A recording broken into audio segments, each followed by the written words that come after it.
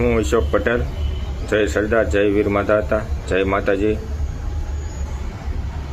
જે એક ન્યાય સભાનું આયોજન ભાવનગરમાં ગોઠવેલ છે કોળી સમાજ દ્વારા તારીખ 1/2/2026 રવિવાર સાંજે 4 કલાકે.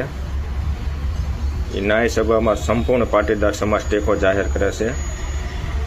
અમારા સમાજમાં પણ અત્યાચાર થયેલો છે. 20 થી 25 જણા ઉપર ખોટા કેસ કરવામાં આવ્યા છે. એક બેને ઢોર મારવામાં આવ્યા છે. બધા જ સમાજને ખરેખર જાગૃત થવાની જરૂર છે. જો ન્યાય માટે એટલી બધી લડવી પડતી હોય તો આપણે બંધારણનું શું કારણ શું છે બંધારણનું? એટલે સમાજ જાગૃત નહીં થાય ને ક્યાં સુધી આ આખા સમાજને ભેગું થવું પડશે, ન્યાય માટે લડવું પડશે. અને કોળી સમાજના આગેવાનો જે સંસદ સભ્યો, ધારાસભ્યો એ બધા જ પાર્ટી એકોર મૂકી અને નવનીતિનભાઈને પડખે જે ઊભા રહ્યા. એટલે ખરેખર આવું આપણા સમાજમાં નથી બનતું. અમારા પાટીદાર સમાજમાં તો બનતું જ નથી.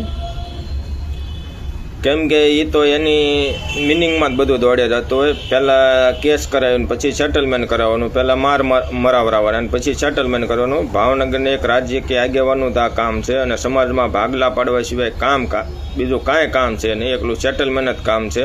એટલે ખરેખર બધા જ સમાજને જાગૃત થવાની જરૂર છે. અને ન્યાય સભામાં હું જાઉં છું. જય સરદાર, જય વીર માતા, જય માતાજી.